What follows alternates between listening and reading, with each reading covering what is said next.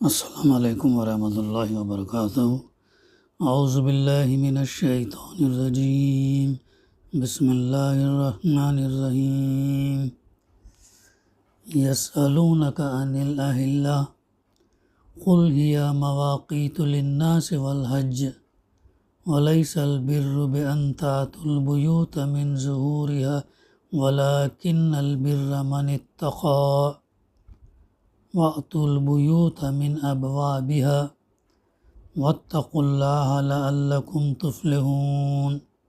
صدق اللہ العلی العظیم۔ رب اشرح لی صدری ویسر لی امری واحلل عقدۃ من لسانی یفقہوا قولی، رب زدنی علما۔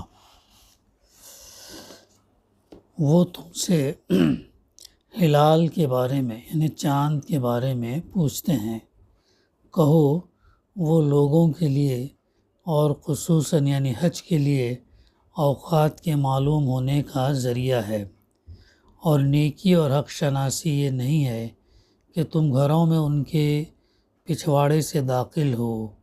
نیکی اور حق شناسی یہ ہے کہ انسان تقوی اختیار کرے، پرہیزگاری اختیار کرے، اللہ سے ڈرے، گناہوں سے بچے۔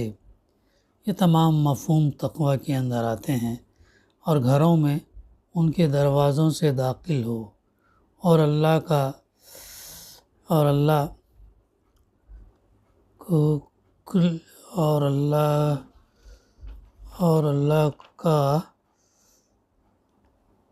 تقوی اختیار کرو، امید ہے کہ تم فلاح اور کامرانی سے ہمکنار ہوگے۔ سورہ البقرہ آیت نمبر 189۔ اس کی تلاوت اور ترجمانی ابھی ہم نے سماعت کی۔ اس کی تفسیر کا مطالعہ ہم فی ظلال القرآن سے کریں گے۔ اس میں مفسر لکھتے ہیں، بعض روایات سے معلوم ہوتا ہے کہ رسول اللہ صلی اللہ علیہ وسلم سے، جیسا کہ گزشتہ بھی ذکر ہوا، کہ یہ سوال ہوا تھا کہ چاند ہلال کی شکل میں نمودار ہوتا، پھر بڑھتا ہے اور پھر گھٹتا ہے، اس کی وجہ کیا ہے؟ ایک اور روایت کے روح سے سوال یہ تھا کہ ہلال کس لیے پیدا کیے گئے ہیں۔ سوال اس آخری صورت میں جواب سے زیادہ قریب ہے۔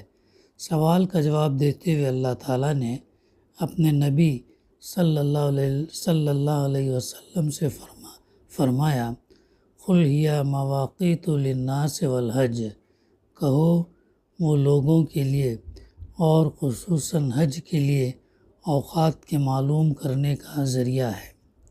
یعنی چاند کے ذریعے لوگوں کو معلوم ہوتا ہے کہ کب وہ احرام باندھیں اور کب کھول دیں، کب روزے رکھیں اور کب ختم کر دیں۔ اسی طرح نکاح، طلاق، عدت، معاملات، کاروبار اور غرض دین اور دنیا دونوں کے معاملات میں چاند سے اوقات کا تعین ہوتا ہے۔ قرآن مجید کا جواب عملی افادیت کا حامل ہے۔ اب خواہ یہ پہلے سوال کا جواب ہو یا دوسرے سوال کا، جواب کا رخ مجرد نظری علم کے بجائے عملی اور واقعاتی زندگی کی طرف ہے۔ جواب سے یہ واضح ہوتا ہے کہ عملی اور واقعاتی زندگی میں چاند کا کیا رول ہے۔ یہ واضح نہیں ہوتا کہ چاند کی آسمانی گردش کیسے ہوتی ہے اور وہ کیوں کر پائے تکمیل کو پہنچتی ہے۔ حالانکہ سوال کے مفہوم میں یہ بات داخل تھی، جواب میں یہ بات بھی واضح نہیں کی گئی کہ شمسی یعنی سورج نظام میں یا اجرام سماوی کی حرکت کے توازن میں چاند کا کیا رول ہے۔ حالانکہ دوسرے سوال کے مفہوم میں یہ بات بھی داخل ہے۔ جواب کے اس رخ اور اس انداز سے ہمیں کیا رہنمائی ملتی ہے؟ دراصل قرآن مجید کی پیش نظر ایک خاص فکر، ایک خاص نظام اور ایک خاص سماج کو وجود میں لانا تھا، اور زمین میں ایک نئی امت کو پیدا کرنا تھا۔ کتنا اہم نقطہ ہے، پوائنٹ ہے۔ قرآن مجید کی پیش نظر ایک خاص فکر، ایک خاص نظام، ایک خاص سماج کو وجود میں لانا تھا اور زمین میں ایک نئی امت کو پیدا کرنا تھا جس کا نوع انسانی کی قیادت کے سلسلے میں ایک خاص رول ہو۔ یہ امت معاشرے کا ایک خاص اور بے نظیر نمونہ دنیا کے سامنے پیش کرے۔ وہ ایک مخصوص آئیڈیل زندگی جس کی کوئی مثال اس سے قبل موجود نہیں تھی بسر کرے اور اس زندگی کی بنیادوں کو زمین میں قائم کرے اور نوع انسانی کی ان کی طرف رہنمائی کرے۔ اس سوال کا علمی اور سائنٹیفک جواب دیا جاتا تو سوال کرنے والوں کو فلکیات کے سلسلے میں کچھ نظری علم حاصل ہو جاتا، بشرط یہ کہ ان میں اس علم کو عکس کرنے کی صلاحیت اور استعداد ہوتی، جو قطعاً نہیں تھی۔ حقیقت یہ ہے کہ اس وقت ان لوگوں کو اس سلسلے میں بہت ہی کم معلومات تھی اور اس بات کے باور کرنے کے سارے امکانات اور قرائن تھے کہ وہ اس جواب کو سمجھ نہ پائیں۔ اس سلسلے کے کسی نظری علم کو سمجھانے کے لیے طویل مقدمات اور مباحث کی ضرورت پڑتی جو اس زمانے کی عقلی سطح کے لیے بہت سی پیچیدگیوں کے موجب بندھے۔ اسی لیے قرآن نے اس سوال کا وہ جواب نہیں دیا جس کے لیے اس وقت نوع انسانی ذہنی طور سے تیار نہ تھی اور جس کا کچھ زیادہ فائدہ اس اولین مقصد کو پہنچنے والا نہ تھا جس کے لیے قرآن آیا ہے۔ قرآن بہرحال اس طرح کے نظری علم کا میدان نہیں، وہ جس مقصد کے لیے آیا وہ ان جزوی معلومات سے کہیں زیادہ عظیم ہے۔ قرآن جس مقصد کے لیے آیا وہ اس کا مقصد بہت عظیم ہے۔ قرآن اس لیے نہیں آیا کہ فلکیات یا علم کیمیا یعنی کیمسٹری یا علم طب یا میڈیسن بہت اہم پوائنٹس ہیں۔ قرآن مجید اس لیے نہیں آیا کہ فلکیات یعنی اسٹرونومی، علم کیمیا، کیمسٹری، علم طب، میڈیسن کی کوئی کتاب بنے، جیسا کہ قرآن کے بعض شدید حامی قرآن میں ان علوم کو تلاش کرتے ہیں یا قرآن پر اعتراض کرنے والے اس فکر میں رہتے ہیں کہ قرآن میں وہ چیزیں ڈھونڈ نکالیں جو ان علوم کے خلاف ہیں۔ قرآن مجید اور سائنس، یہ بھی بہت امپورٹنٹ موضوع ہے اس آیت نمبر 189 کے ضمن میں، قرآن مجید اور سائنس۔ اب یہ دونوں رجحان اس کتاب کی فطرت، اس کے رول اور اس کے دائرۂ کار سے عدم واقفیت کی دلیل ہے۔ اس کتاب کا دائرۂ کار یعنی قرآن مجید کا جو ایریا ہے، دائرۂ کار نفس انسانی اور حیات انسانی ہے، یہ دو ہے، انسان کا نفس اور انسان کی زندگی کے بارے میں، اور اس کا رول یہ ہے کہ کائنات اور کائنات کا پوری یونیورس کا اس کے خالق سے کیا ربط ہے، انسان کا اور اپنے خالق پیدا کرنے والے کا، کائنات کا کیا ربط ہے، کیا ان کا کوآرڈینیشن ہے، وہ بتاتا ہے۔ کائنات میں انسان کی کیا حیثیت ہے اور اس کے رب سے اس کا کیا تعلق ہے، اس کے بارے میں عمومی تصور عطا کرے اور اس تصور کی بنیاد پر زندگی کا ایک نظام قائم کرے جس میں انسان کے لیے اپنی تمام طاقتوں کو استعمال کرنا ممکن ہو۔ ان انسانی طاقتوں میں ایک طاقت اس کی عقلی طاقت بھی ہے۔ انسان کو جو اللہ تعالیٰ نے عقل دیا وہ بھی ایک طاقت ہے اور چیزوں کے علاوہ، جو تعلیم اور تربیت کے بعد صحیح راہ پر قائم ہوتی ہے اور اسے اس بات کی آزادی ملتی ہے کہ وہ انسان کو بخشی ہوئی حدود کے اندر رہ کر علمی بحث، تجربہ اور عملی انطباق کے ذریعے اپنے میدان کار میں پوری طرح کام کرے اور جو نتائج حاصل کر سکتی ہے حاصل کرے، مگر یہ نتائج نہ آخری اور قطعی ہوتے ہیں اور نہ مطلق۔ یعنی قرآن مجید سائنس کو انکریج کرتا ہے اور بتاتا ہے قرآن کا جو یہ ہے امپورٹنٹ، انسان کے نفس، انسان کی خواہشات، انسان کے دل کی پسندیدیاں، اس کے متعلق اور انسان کی زندگی کے بارے میں گائیڈ کرتا ہے۔ یہ فی ظلال القرآن کے اندر مفسر نے لکھا ہے۔ قرآن کا مواد یعنی میٹر جس میں وہ عمل کرتا ہے، انسان کی ذات، اس کے افکار اور معتقدات، اس کے احساسات، معلومات، اس کی روش اور اعمال، اس کے تعلقات اور روابط ہیں، رہے مادی علوم اور مادی دنیا میں مختلف ذرائع وسائل سے نئی ایجادات، تو ان کا تعلق انسان کی عقل، اس کے تجربات اور انکشافات اور مفروضات اور نظریات سے ہے۔ اس لیے یہ اس کی خلافت عرضی کی اساس اور بنیاد ہے، اور انسان اپنی ساخت فطرت کے لحاظ سے ان کے لیے تیار ہے۔ قرآن مجید صرف یہ کرتا ہے کہ انسان کی فطرت کو درست کر دیتا تاکہ وہ کج اور فاسد نہ ہو۔ تو کتنا امپورٹنٹ ہے قرآن مجید کا مطالعہ، قرآن مجید کو سمجھ کے پڑھنا، قرآن مجید پر غور کرنا، قرآن مجید کی آیتوں کے اوپر تدبر کرنا، تفسیر دیکھنا، یہ تمام چیزیں جو ہے انسان کے کیریکٹر کو بناتی ہیں، انسان کو بناتی ہیں، سماج میں، معاشرے میں اس کو کیسا ہی رہنا ہے، کیا ہے، بتاتی ہیں۔ قرآن صرف یہ کرتا ہے کہ انسان کی فطرت کو درست کر دیتا تاکہ وہ کج اور فاسد نہ ہو، ساتھ ہی وہ اسے کائنات کی فطرت، یونیورس کی فطرت بتاتا ہے، خالق کائنات سے کائنات کا تعلق، پیدا کرنے والے کائنات سے کائنات کا تعلق، کائنات کی ساخت کے تناسب اور توازن اور اس کے مختلف اجزاء کے مابین، اور انسان بھی اس کائنات کے اجزاء میں سے ایک جز ہے۔ پوری کائنات کے اندر جو ہے انسان کیا ہے، ایک جز ہے، ایک پارٹ ہے، ایک حصہ ہے، بہت منسکل کیوں نہ ہو، وہ ایک حصہ ہے۔ تعلقات کے سلسلے میں ایک عمومی تصور دیتا، پھر وہ انسان کو چھوڑ دیتا کہ وہ اپنے طور پر ان جزیات کا علم حاصل کرے اور خلافت عرضی کی ذمہ داریوں سے عہدہ برآ ہونے کے سلسلے میں ان سے پورا فائدہ اٹھائے۔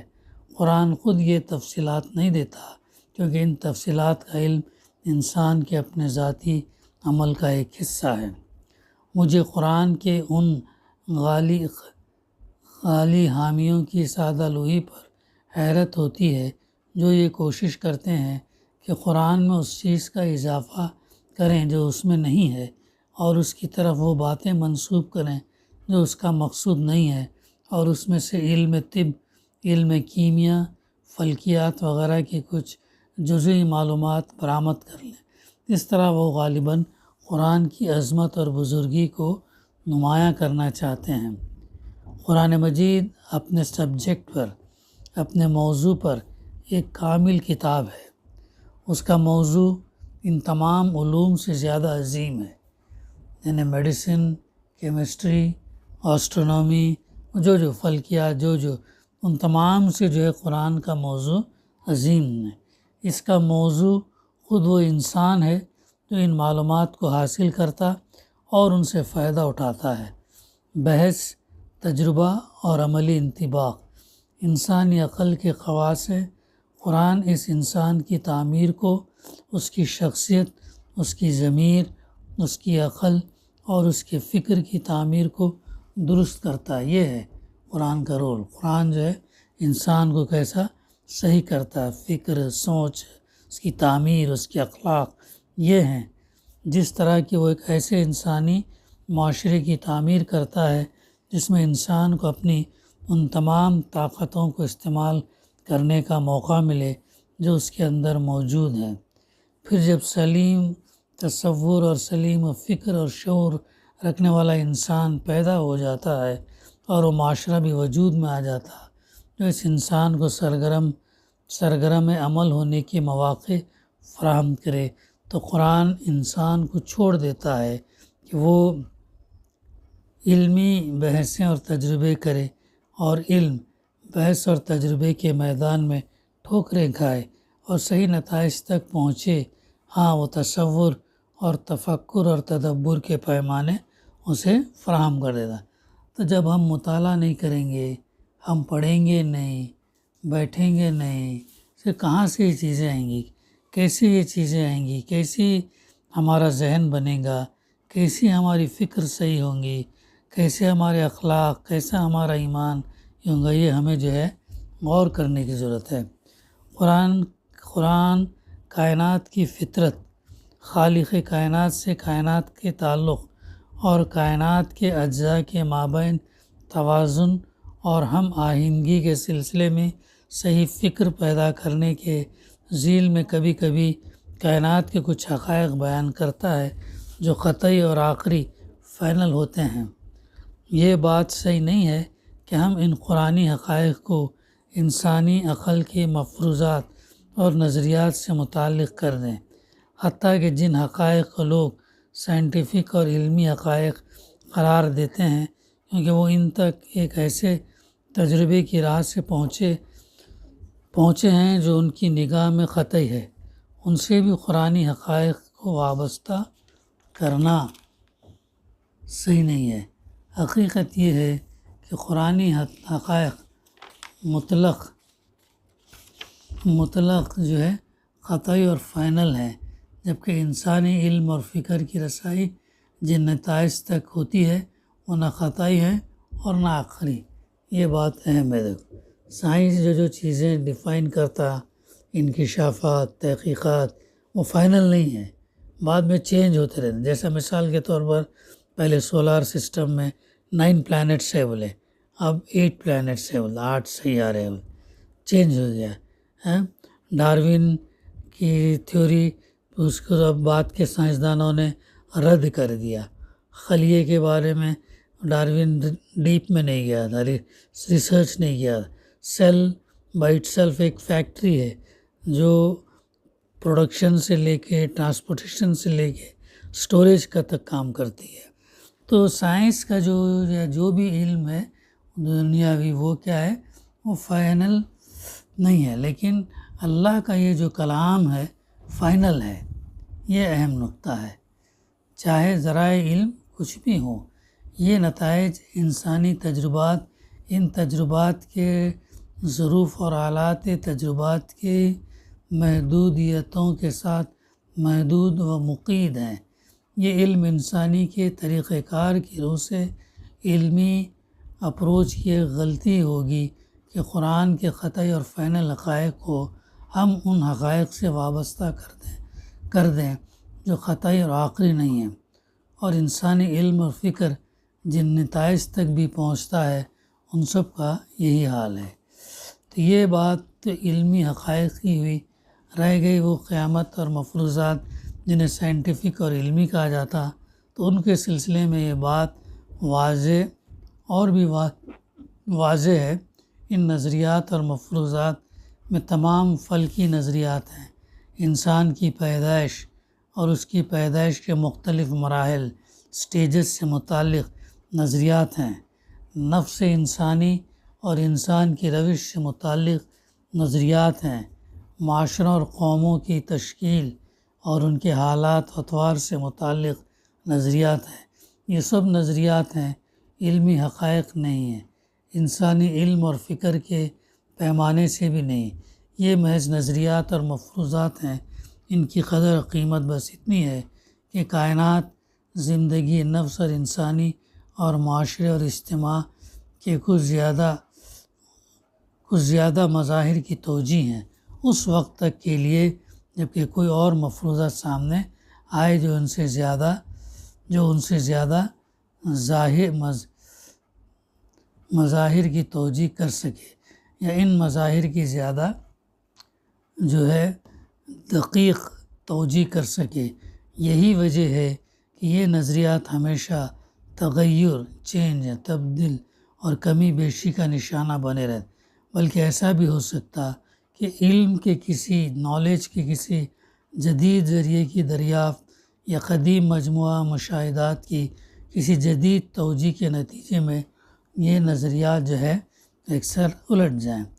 قرآن کے عمومی اشارات کو علم انسانی کے نو بنو اور تغیر پذیر نظریات یا علمی حقائق سے، جیسا کہ ہم بیان کر چکے ہیں، مطلق اور قطعی نہیں ہے، وابستہ اور مطلق کرنے کی کوشش بنیادی طور سے غیر علمی اور ان سائنٹیفک اپروچ ہے۔ اسی کے ساتھ اس روش کے 3 مثمرات ہیں اور وہ تینوں قرآنی عظمت و جلال کے منافی ہیں۔ انشاءاللہ اس کا مطالعہ جو ہے آئندہ ہم کریں گے۔ دعا ہے کہ اللہ سبحانہ و تعالی ہمیں کہنے سننے سے زیادہ صحیح سمجھنے، اس پر پڑھنے، غور کرنے، تدبر کرنے اور اس سے سبق لینے کی توفیق اللہ سبحانہ و تعالی ہم کو عطا کرے۔ ربنا تقبل منا انک انت السمیع العلیم وتب علینا انک انت التواب الرحیم۔ صلی اللہ تعالی علی خیر خلقہ وعلی آلہ وصحبہ اجمعین۔ الحمد للہ رب العالمین۔